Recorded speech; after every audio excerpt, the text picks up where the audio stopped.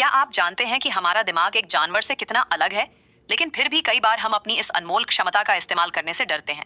यह एक बेहद दिलचस्प बिंदु है। मैं सोच रहा हूं कि क्या यही कारण है कि लोग बिना सोचे समझे परंपराओं का पालन करते हैं। देखिए, जब हम धार्मिक अंधविश्वास की बात करते हैं, तो एक रोचक तुलना सामने आती है जानवर और भक्त की। दोनों में एक समानता है, दोनों सवाल नहीं पूछते। हम और क्या आप जानती हैं कि इस मामले में जानवर कम से कम अपनी प्राकृतिक सीमाओं के कारण ऐसा करते हैं। बिल्कुल। और यहीं से शुरू होती है एक गहरी समस्या। मनुष्य के पास सोचने समझने की क्षमता है, फिर भी वह श्रद्धा के नाम पर इसका त्याग कर देता है। जैसे कि जब कोई पूछता है, मंगलवार को बाल क्यों नहीं कटवाने चाहिए, और तब जवाब मिलता है, बस ऐसा ही है, मत पूछो। यह कितनी विचित्र बात है ना। और इससे भी ज्यादा दिलचस्प बात है डर का फैक्टर। जानवर शिकारी से डरते हैं, जबकि भक्त नरक से। दोनों का व्यवहार डर से प्रेरित होता है, लेकिन एक प्राकृतिक है और दूसरा मानव निर्मित। यह तुलना वाकई में बहुत कुछ सोचने पर मजबूर करती है। क्या यही कारण है कि लोग भीड़ में चलना पसंद करते हैं।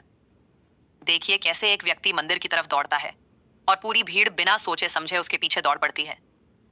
ये भेड़चाल नहीं तो और क्या है। और फिर जब कोई सवाल करता है तो उसे अश्रद्धालु कहा जाता है। और यह सिर्फ धार्मिक मामलों तक ही सीमित नहीं है। समाज में हर क्षेत्र में यह प्रवृत्ति देखने को मिलती है। बिल्कुल। और सबसे बड़ी विडंबना यह है कि जब विज्ञान कुछ साबित करता है, जैसे कि पृथ्वी गोल है, तब भी लोग पुरानी मान्यताओं को नहीं छोड़ते। ये एक तरह का स्वैच्छिक अज्ञान नहीं है क्या? हाँ, और इसलिए कहा जाता है कि जानवर तो विकसित होते हैं, लेकिन कुछ लोग जानबूझकर पीछे की ओर जाते हैं। सोचिए, अगर हमारे पूर्वजों ने भी ऐसी ही सोच रखी होती, तो क्या कभी विज्ञान का विकास होता?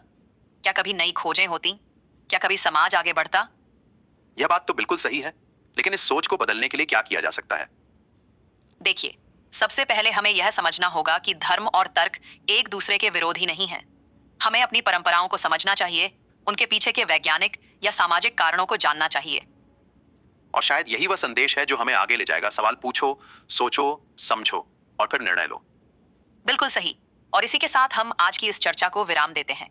याद रखिए, जब तक आप सोच रहे हैं, तब तक आप वास्तव में जीवित हैं। अपने दिमाग को हमेशा सक्रिय रखिए, क्योंकि यही हमारी सबसे बड़ी शक्ति है।